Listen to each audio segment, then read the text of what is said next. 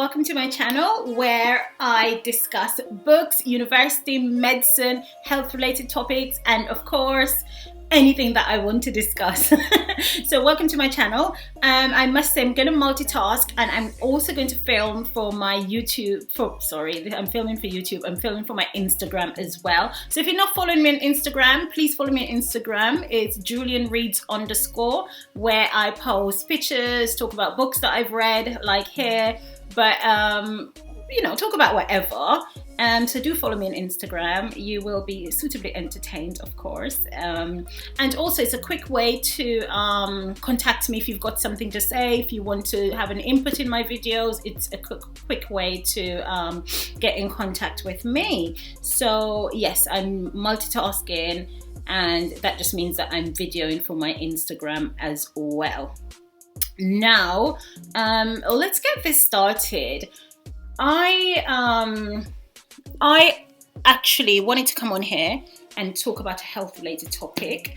I want to talk about bacterial vaginosis. Now, my shirt, I'm sitting on my floor, by the way. So welcome to my floor, welcome to my floor, welcome to my floor. Sitting on the floor. This jumper was given to me by my friend, Michelle. So thank you, Michelle, for hooking me up. I love it. I wore it out today, and then here I am now modeling it on the floor, and I had my hat to match it while I was out today too, looking all kinds of cute. Anyway, so basically we are going to do a health related topic. We're going to discuss BV, or bacterial vaginosis. I went to see Michelle, and she was showing me a TikTok video of a girl who, she did a video on bacterial vaginosis. There was some inconsistencies in her video, things that aren't true. And I thought, why not just do a video of my own? I know about bacterial vaginosis. So we're going to talk about good old BV. Now, before we get into BV, I must say it's one of the things that my patients always phone. I've got BV, I've got discharge, I've got, it's always BV. Outside of lower back pain, bacterial vaginosis is probably the thing that women, not men, women contact their doctors about the most. Having said women, not men, I had a man about 2 weeks ago who phoned me up to say I've got bacterial vaginosis because my girlfriend says I have it. And she's been treated, and now I want to be treated. And I'm going to tell you why men can't get bacterial vaginosis, because that video in TikTok was also indicating that men can get bacterial vaginosis. Now, for that, I brought my medical dictionary. I'm throwing out all the stops. And I've got this book, The ABC of Sexually Transmitted Infections. Even though this is saying the ABC of sexually transmitted infections, I do want you to know bacterial vaginosis is not a sexually transmitted disease. It's not, okay? It's not a sexually transmitted disease. It is a bacterial infection. Anyway, so that's why I chose this topic. I chose this topic because women always phone me up to say, I've got BV, I've had sex with my boyfriend and I have BV. Very, very common. Let me take a drink, by the way. So let's say what BV is. I marked the page in the medical dictionary. So we're going to read what BV is from the medical dictionary first, and then we can pick it up from there. So the dictionary says, bacterial vaginosis, an infection of the vagina, and causes a grayish discharge and sometimes itching. The disorder is due to excessive growth of bacteria that normally live in the vagina. It is more common in sexually active women and is treated with antibiotics. So can you see that? It says that the bacteria is in the vagina. So there's no way a man can have it, obviously, because he doesn't have a vagina. So that's what the dictionary definition is. So we can say that bacteria lives inside, it's a bacteria that lives inside the vagina. And as I say, I feel like I'm repeating myself, men can't get it. So let's talk about the etiology of it. We're going to be quite medical, and let's talk about the etiology of bacterial vaginosis. On a normal given day, on every given day, the vagina is colonized by vaginal flora. Right? This is normal depending on individuals. So everybody's vaginal flora is different. Don't speak to your friend and your friend has got this sort of smell, this sort of discharge, and you think you will have the same. Everybody's body is different. So this vaginal flora is normally present in the epithelium, that's the skin tissue of the vagina, and it's there really to protect the vagina from infections. So your vagina usually has a pH, and the vaginal pH is acidic, so it should be between 3.8 to 4.4. So that's normal pH for anybody's vagina. Having said, I'm trying to be as diplomatic as possible. So having said the pH of the vagina, women, please don't become overly obsessed with your vaginal discharge. I always point out to my female patients, if you don't have vaginal discharge, that is abnormal. When you get older and your vaginal discharge starts drying up, you don't have any more vaginal discharge, you're going to come back to me and you're going to say, oh, but now I don't have vaginal discharge and it's painful to have sex and I don't like it. Enjoy your vaginal discharge. It's there to, and you know, it's there for you to enjoy sex, and it's also there to keep you lubricated, and it's there to clean the vagina as well. So please enjoy your vaginal discharge. Don't come see me and tell me you've got vaginal discharge. Now, abnormal vaginal discharge is different from just having regular old vaginal discharge that's normal for you. So your vaginal discharge will be according to your age, your hormones, and other local factors. So I've decided, let's read from this book, page 25. We're going to talk about age, hormones, and the sorts. So what influences the physiology of discharge? Age, so if you're pre-puberty, if you are reproductive age, and postmenopausal age. So reproductive age, you might have more discharge, pre-puberty less so, and in postmenopausal women, most of them have no discharge and they have to, you know, use lubricants. Hormones, so if you're on contraception, that can increases your vaginal discharge. So one of the way oral contraception work is that it increases vaginal discharge. Also, if you've got the coil, the IUD, which is a device, or the IUS, which is a system, then you tend to get more discharge, because that's one of the way it works as well. It works by increasing vaginal discharge, okay? And if you're pregnant as well, you will have a different type of vaginal discharge. Different, but normal. So this is the thing that women need to remember. Vaginal discharge can be different depending on where you are in your cycle. It's different, but it's normal for you. And abnormal vaginal discharge is usually green, grey, itchy, smelly. If it's none of those things, perfectly fine. Or if it's you've got a bit of thrush, then it can be thick. Okay, so local factors include menstruation. So when you're getting closer to your period, your discharge will become thicker and heavier, okay? Postpartum, so after you've had a baby, your discharge will be different as well. Malignancy, now this is key. Malignancy means cancer. So if you've got a vaginal cancer or you've got cervical cancer, you will have bloody discharge that can smell as well. Of course, if you have semen in the vagina, because we'll get to semen soon, and also your hygiene. So it depends on if you wash with sweet smelling soaps, or if you wash with soaps, or you take baths or showers or whatever it is. So that has a lot to do with it, okay? So according to the book, all right?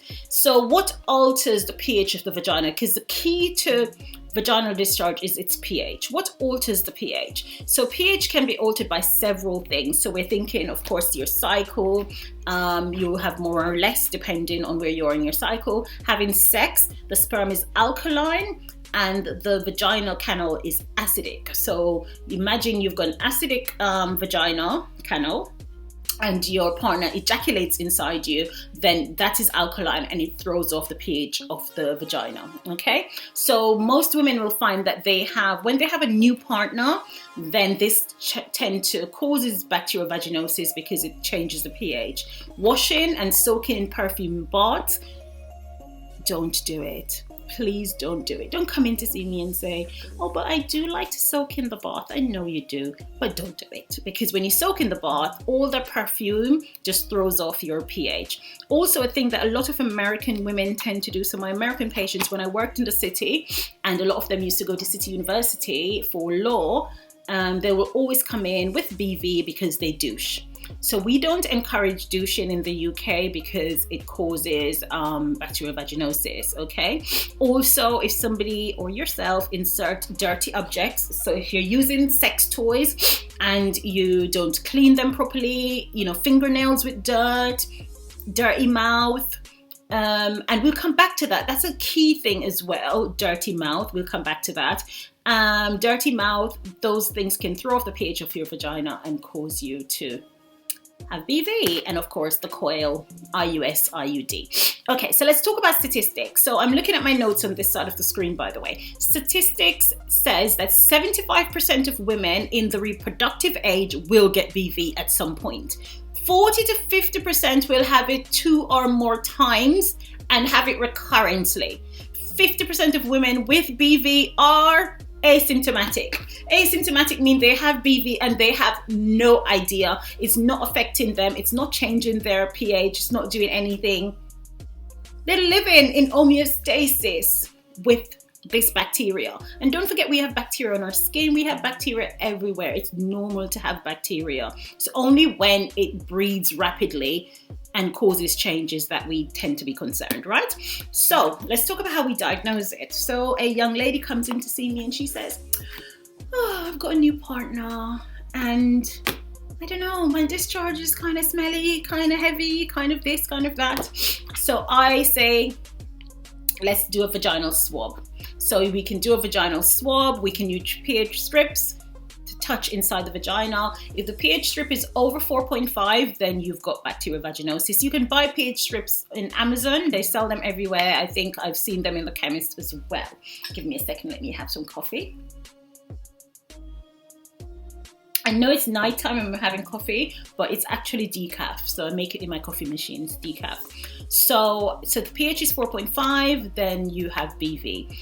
So we do strips, we do swabs, and also if they've got grey vaginal discharge, then that's a surefire way. Grey vaginal discharge, that's fishy, is a surefire way to say that you've got BV. How do we treat it? We treat it with two main things. Clindamycin insert 40 mg at night clears it up. Or because bacterial vaginosis is a broad spectrum anaerobe, they can use a broad spectrum antibiotic, which is metronidazole, and metronidazole is 400 mg twice a day for 7 days. So 1 tablet twice a day for 7 days, or they can give you 2-gram tablets. Now, usually in sexual health clinics, they will have 2-gram tablets. Funny story, I had a doctor came in to see me and she's like, I've got bacterial vaginosis and I want the 2-gram tablets. So I'm like, yeah, cool, but you're not going to get it here. Oh, just prescribe it. Actually, I can prescribe you 4 tablets to make it up to 2,000 grams, to 2 grams, sorry, but we don't have it on prescription. Oh, but when I go to the sexual health clinic, they give it to me. I said, yes. And so you have to go back to the sexual health clinic. So never assume that because somebody's a doctor that they know. You don't get the 2-gram tablets on prescription, but they stock them in the sexual health clinic, basically. We're talking about the UK, by the way. And we're not talking about Scotland. God, he knows what they do up in Scotland. It's always different from England and Wales. I don't know what they do in Scotland. So England, Wales, and Northern Ireland will kind of have the same thing. Scotland is just out there doing their own thing, living their own lives.